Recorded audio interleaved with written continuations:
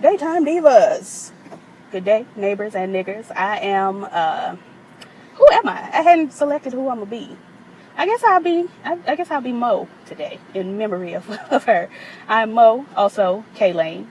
And, this is Daytime Divas. Maxine is calling Anna. Anna's not answering the calls. And Heather is moving into Mo's dressing room, but she's so sad about her being gone. And I think she actually is sad, but she's tacky and a mess. And Heather offers Maxine a list of, possible girls that we can have replace Mo. Maxine's not interested. I'm not interested. Nobody's interested in your Republican, girlfriends coming on the show. We don't want that. We don't want the Candace Cameron Burrs of the world. So the girls just don't want Heather's Republican homegirls on the party, and I don't either. I should have went. Heather thinks that being the senior co-host grants her some sort of special ability, and she tells Kibby that. And Kibby is looking like, not really, because Maxine is my mama, but I mean, you can believe that if you want to. Who are you? Why are people blowing at me? Yeah, you can believe that if you want to, but Maxine is my mother. So that's what's tea. And I'm sorry, y'all. That was funny to me. I don't know if you could tell.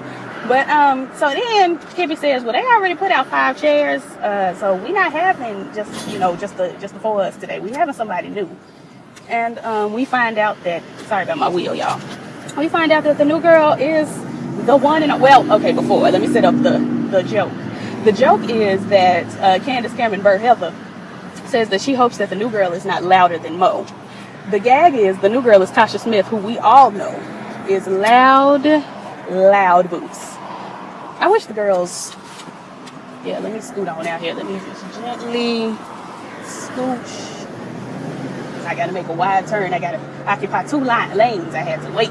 But anyway, so the gag is that it's Tasha Smith, and she's playing Portia Camden, who is a lifestyle guru, and she does, cooking and baking, and she knows politics, and she's funny, and, Heather she regards her as a threat in every single way. She's a threat to all of us, and let's band together and ice her out and not be good girlfriends with her any longer. Or, ever, to start. And the girls are like, okay, yeah, we'll ice her out, as they figure out ways not to ice her out. I'm shook because I ordered a beverage, and the girls said they'll get it out as soon as they can. How long is it going to take you to provide me with a drink? A long time, apparently. Anyway, so Ramona, hold on. Okay. So Kibby, is like, she is a political genius, and she does arts and crafts, and she's a lesbian, so she's taking all of our spots. And then Heather gives, she's a lesbian. Do you know her? To Kibby. Kibby's like, oh yeah, girl, we sit on the weekends. Good time. It's a blast. I'm like, I live for it. And then, they step out and introduce themselves to Portia, and Portia is giving, oh, hey, baby, we do hugs around here. Good times. How are y'all? It was real pleasant. I liked her. And then we swoop over. Well, no, we don't swoop over. Ramona tiptoes up behind her, and she's like, oh, hold on. Who are you? Why are you up on me? Like, what's going on? And I'm like, that's such a me thing. Like, I identify, I'm Portia, aside from a lot of the details of her person. I'm a combination of all the girls except Heather, to be honest, but Anyway, Sean is having a private conversation with Nina on the air. Like, she feels sick, and he's like, you still having morning sickness? And I'm like, okay, so this must be just connected to just them. Because if everybody else could hear it, I'm sure there would be some outcry, some outrage, and some shock. Anyway, Portia says she's the Beyonce Martha Stewart love child. And then we find out she was in Medea Plan's party. And Maxine says, Tyler Perry is really running out of ideas. And I screamed because, listen, I will make fun all day, but you will never come for Tyleisha like that. You just won't. I both live, wait a minute now, a bug. I both live for and am constantly annoyed by Tyleisha. So you won't play her like that on TV. I'm good, how are you? 24 blue coconut slush? Yes. Okay, it's $2.97. Okay. All right, 1 second. Okay. Anyway, so, what was I saying? Lord, I done got distracted. This drink that got to me. So Heather in this song, she's releasing her album and yada yada. The girls will be joining her for the the album release party down to the church. It's going to be a good time. And then we swoop over to Maxine, and she says, never has there been a scarier time to be pregnant. Right, Nina? And Nina's taking a sip. She's like, what? And Maxine is giving the Zika virus. And she's like, oh, okay, let me go on with the story. Then she starts talking about the Zika virus. And There you go. Thank you. You have a great night. Thank you, you too. She starts talking about the Zika virus and how, the girls, the pregnant girls, are at risk. And she starts hiccuping, and Sean is like, calm down, you don't have Zika. And I'm like, how do we know? She could have got bit by one of those mosquitoes. We won't know until we get tested. Anyway, so she's hiccuping down, Boots. I don't know why you pulled out of me going 1 mile out in front of me, going 1 mile an hour, but it's a problem. So yeah, she's hiccuping, and then she hiccups and also passes a piece of gas. And, everybody shook. And then Portia's like, girl, I need my girl Ramona to bring me some candles, because this is just, you're doing too much. And I'm like, that's such a me thing to do. I don't make fart jokes, but I do try to make jokes to help people kind of get through whatever we're going through right now. And the jokes write themselves. Anyway, so she called for Ramona, and I'm like, okay, so is this going to be a bonding moment between her and Ramona? Because, oh crap. Anyway, between her and Ramona, I'm not sure, but I don't know. I might like it, I might not. She might team up and get on the evil side with Ramona, or she might team up and not be evil. You just never know. I'm rambling because I'm driving and I'm trying to make my way downtown. Walking fast, faces past, and I'm homebound. And I'm also trying to get on the freeway. And the girls are driving like they have no good sense. Anyway.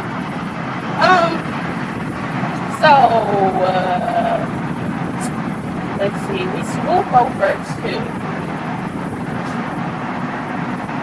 I don't know where we swooped over to. I'm going through it right now. Struggle with you. Blah, blah, blah. Okay, so Debbie Ryan, who was playing Maddie, the only reason I know her real name is because she came into the show, came onto Disney Channel, the network Disney Channel, as soon as my little old behind was phasing out. Like, all the shows that I watched started to end, and then her show started to come on, and she was on, like, Sweet Life on Deck, whatever the Sweet Life of Second Cody spinoff was that I just did not participate in. She was on that. And, so I know her because I'd seen her around on Disney. Y'all don't care. Anyway, so she's Kibby's, arch nemesis. And they have invited her to be a member of the team. Not a member of the team, but to do an interview on the show. What would you call it? A reconciliation interview. And Kibby's like, I don't want to see her. I don't want to, smell her. I don't want to think about her. She's like something that I just never want to be involved with ever again. And the girls are like, well, we already booked her, so you're going to have to find a way to be in a room with her. And Kibby, she's going through. She don't want to be involved. She don't want to be in the room. None of that. So anyway, we'll get over to Maxine, and we go get off right here. She's getting dressed. I don't know where she's going, but she was very cute. And Edison is in there with her. I don't see it, and I won't see it. I don't like him. Anyway, though, so they in there, and she's discussing, Sia's having a concert, and that's probably the concert that, the high profile, celebrity that's notoriously paparazzi shy that Anna's got, booked, yada yada. And then she sits down and takes a look at her Golden Globe and has a flashback about the night that she won it. And Ted was there, and apparently she didn't thank Ted in her speech, and he was shook about it. And I'm just like, what a Lee Daniels thing to feel. But whatever. Anyway, Ramona wants to replace Craig, so she goes to Maxine's office and says, hey girl, Craig's wife is in labor. He's going to be producing the church segment with Heather, but he can't, so can I have the position? And Maxine's like, yeah, girl, whatever. And she's like, oh my gosh, I won't let you down. And Maxine's like, girl, I'm already proud. Anyway, I'm going to need you to call Anna. Keep calling until she answers. And have a good day. So then Sean pops in the room. He just got off the phone with Anna. Obviously, Maxine is shook. Shook's down boots. And he wants her to cooperate with this book thing. Obviously, she's not going to do that. And then we find out that the network loves Portia, and, you know, then they mention that they're giving the church segment to Leon, you know, boy toy, to keep him appeased, to keep him doing all right. Oh, no! They closed down. Shoot! That is a shame, boots. Oh, shoot, I should have went that way. Oh, well. I'm taking an extra long lunch anyway. It does not matter. But, yeah, so. What was I going to say? I forgot. I got thrown off here. The network loves Portia. Okay, so they gave the church segment to Leon, and Ramona shook. And she's like, oh, that was mine. And I'm like, y'all need to give Ramona something before she comes up in there with a gun and shoots the girls. She's going to shoot the girls. Anyway, let me see. Maxine pops in on Anna and shades her house and shades Philip, her neighbor, who has been giving scoops and tea and details. And then just gives her a warning, like, okay, you don't want to mess with me. I, you know, will make your life hell. And I'm like, why are you doing this in the first place? Like, I need some information. What is the reason for Anna to be giving, you know, such animosity? What's the reason? Like, you already knew that Maxine wasn't going to respond well to you throwing this shade and writing these books and things. You knew she was going to, you know, pull all of her cards to try to get this stopped. So why are you shook now when, I'm going ahead and skip to the end, when you lose your job because, oh, is that my granddaddy? That's not my granddaddy. Thought it was. I'm passing my old neighborhood. Anyway, yeah, I don't understand why she's shook and acting like she's so surprised that Maxine is calling in all sorts of favors and getting things stopped and, you know, having the Sia interview sabotaged. Like, anyway. So, let me keep my eyes on the road while I drive by this bicycle. So I don't run over nobody. I don't need no charges. We swoop over to Brad. He does not care. He don't care what Heather wears. He don't care what she do. He's sick of it. He has had it. And Heather is asking for, you know, give me some support. I'm like, you put this man in the basement. He don't want nothing to do with you. She asks if he coming, you know, to the album release party. He said, no, won't be there. You won't catch me there. Because she asked, you know, what are you going to wear so we don't clash? He's like, oh, it ain't going to be no clash because I ain't going to be there. And she shook. She wants support. And he's like, I don't give not even half a damn about what you're doing. I don't care. I'm not going to pretend to care. And I'm like, that's such a me thing. I'm such a Brad at heart. Heather admits that she's intimidated by Portia. And Brad still doesn't give even the smallest portion of a damn. He just don't care. Let me see. Did I do too much? Okay, so Philip and Maxine, they shade each other in the hallway, yada yada. Portia has made some hush puppies with orange zest and rosemary, and I'm like, that don't sound like a hush puppy to me. That sounds a little bourgeoisie hush puppy. But whatever, girl. Anyway, she offers them to the girls, and, you know, Kibby and Nita, they chowing down over there. And Heather is like, so much for icing her out. What happened? We were supposed to be shading the girls. And they like, girl, we hungry. I can't bother with you. Your foolishness. And so, anyway, Portia pulls Heather to the side and it's like, girl, what is your issue? Like, what's the problem? Eat one of these hush puppies and hush puppy. And she says, you know, you need to get some confidence. You need this, you need that. And she's kind of over talking Heather. And Heather's like, will you let me talk, please? And Portia's like, there it is. That's exactly what I was looking for. Now, let's find a way to incorporate this in your everyday life. And then, you know, they become good girlfriends. Heather takes one of the hush puppies and, you know, they go on about their date. Let's see. Wait a minute now. Sean is rubbing Nina's feet. Sean, for some reason, doesn't know that Andrew knows. And I'm like, why? What's the point of you not telling him? Kibby, she has to reconcile and she's not feeling it.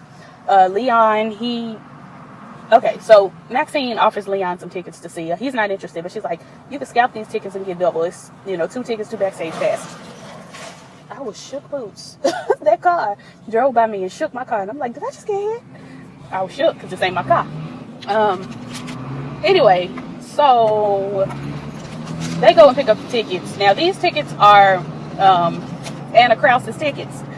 And when Anna goes to pick up her tickets, because Maxine went down there, picked up the tickets, and she was like, the name's Anna Krause. And the little stupid man at the front desk was like, you know, looking at her because he recognized her. And she's like, that's my real name. Don't tell nobody. Got those tickets. And so Anna, the real Anna, pops down to the function. And he's like, Anna Krause already picked up her tickets. I don't know who you are. You got to go. And they call security. And Leon is scalping those tickets, getting $600. And I'm like, the life. So we swoop over to, okay, so Anna comes to pick up her tickets. She gets escorted out. While she's being escorted out, her phone rings. And of all the times that Maxine has called her and her phone been ringing and she ain't picked up for Maxine, all of that, while you're literally in the middle of being thrown out, you answer the phone.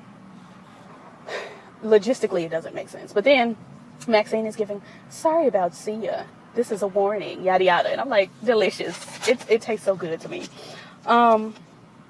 And then Portia and Heather are making ribs because we're good girlfriends now. Portia asks about Brad, and, Heather's giving we not in a good place right now. Portia gives, screw him. We don't have time for that. You need somebody, better. And Sean comes out and tries to bump the rib segment because Nick Jonas wants to sing another song. And Portia says, what are we going to do about this?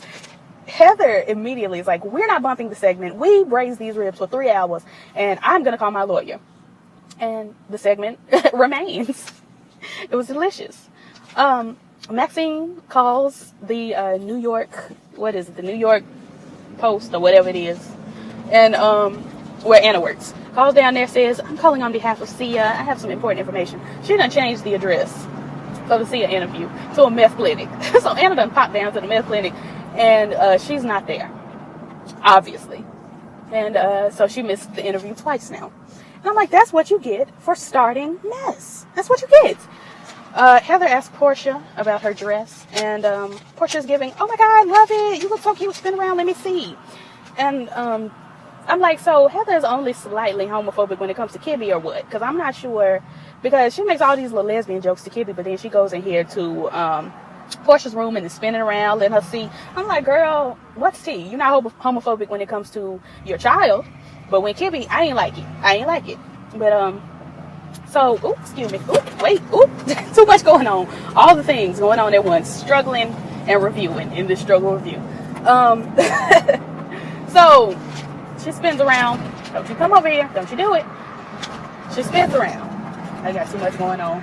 I'm trying not to get a ticket today, but it's hard. It's very hard. Spins around now, dang it. And they talking, what you gonna do for your makeup? You ain't got no lashes. You doing Latisse because you ain't got no lashes.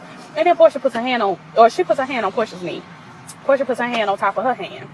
And then she's giving, you should be told you're beautiful every day. Brad should tell you you're beautiful every day. You're beautiful today. You're beautiful.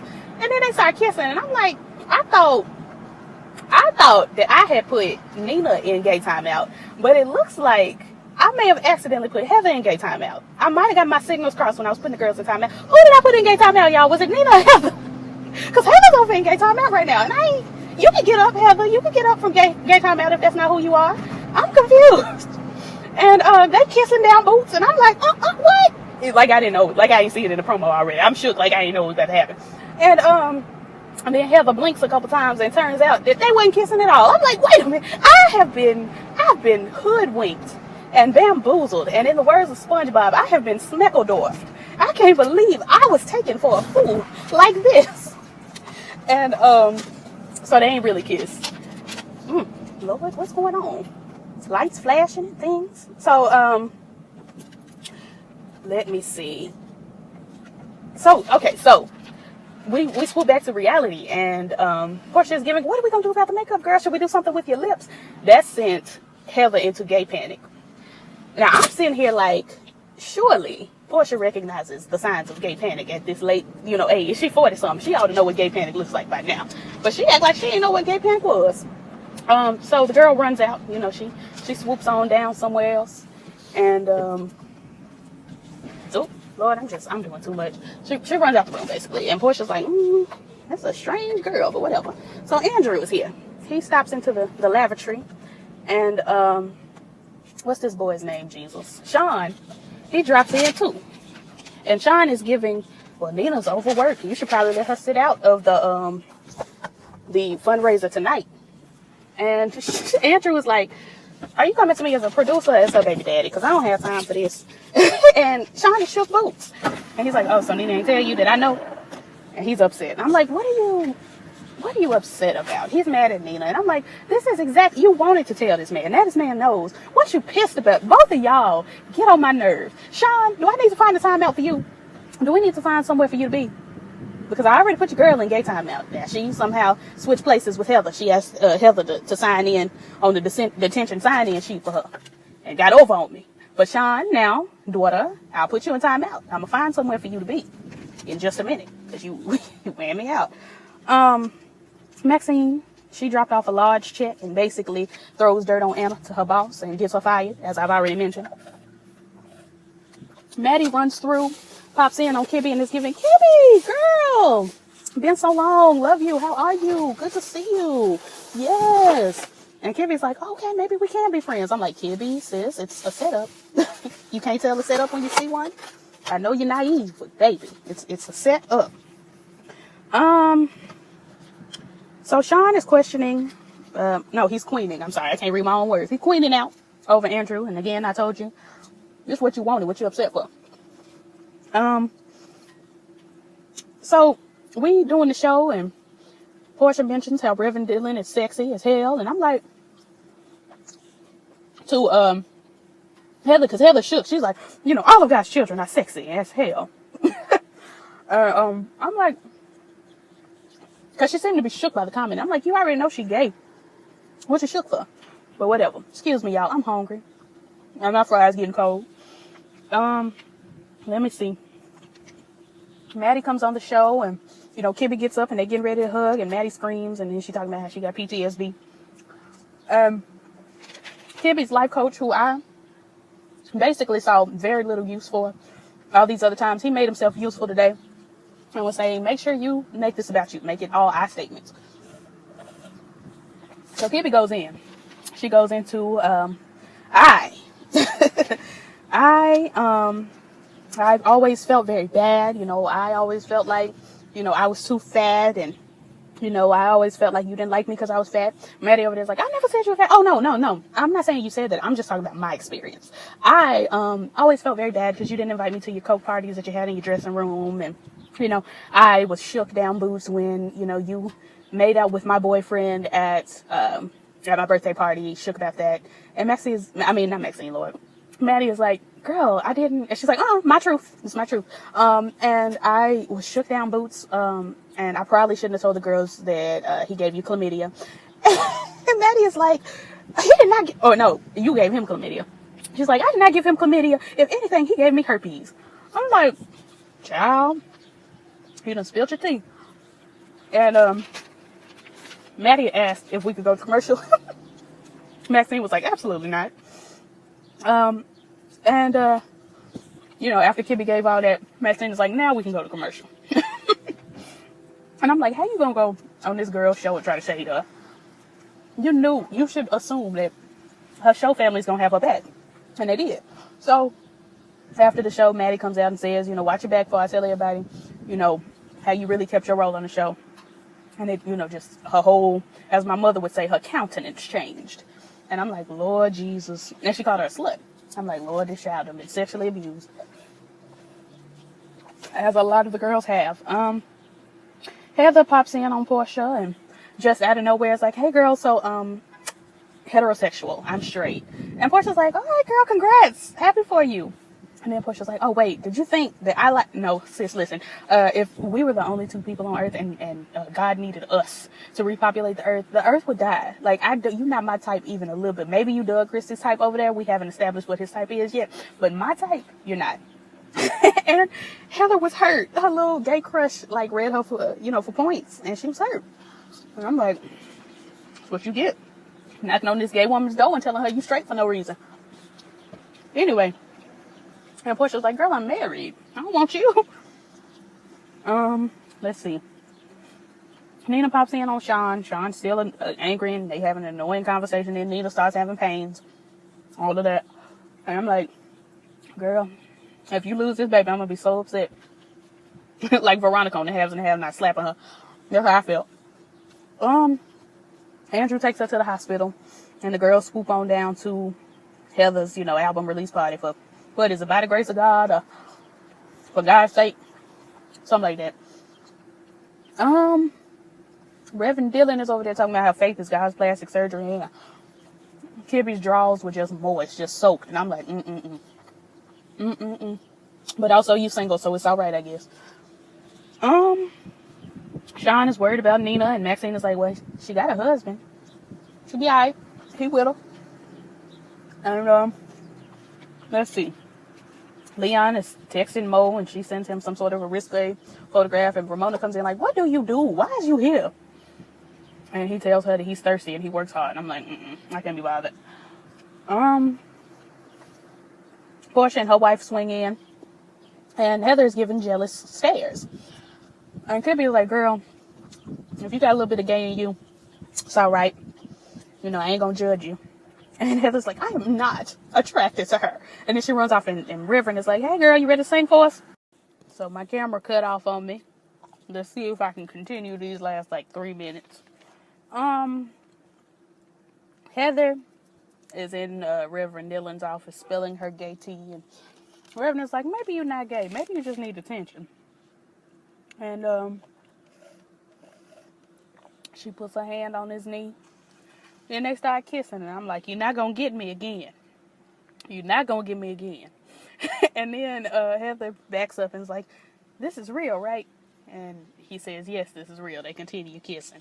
Then they back up, and she slaps him and says, thank you for telling me I'm beautiful, but shame on you for taking advantage of me while I'm weak.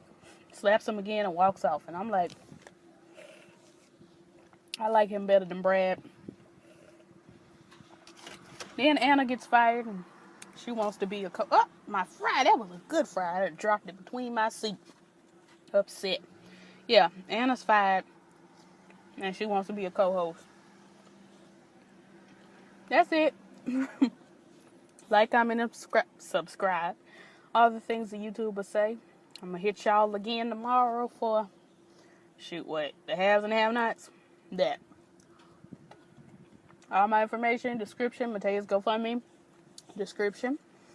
And, peace.